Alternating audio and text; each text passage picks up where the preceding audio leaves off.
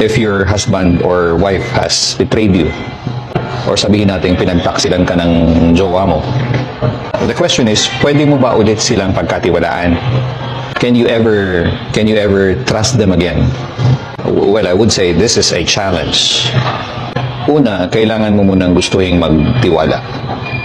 Pag pinagdaanan mo na to, syempre ayaw mo na magtiwala ulit. Nasa defensive mode ka na.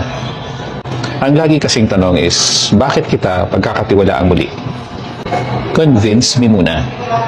Kasi ayaw mo na nga magtiwala, di ba?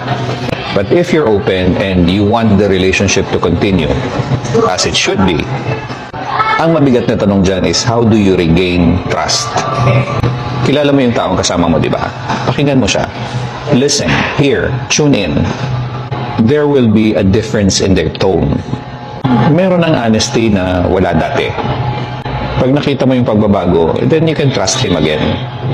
Pero kung basa mo naman na wala namang pagbabago sa kanya, you may use your instinct. Makakapagtiwala ka muli pag may nakita kang pagbabago, may sincerity sa kanya, dama mo yung regret niya sa nangyari. Kasi sila mismo, ayaw nilang pagdaanan muli yun. Pag ganun, pwede ka nang magtiwala ulit.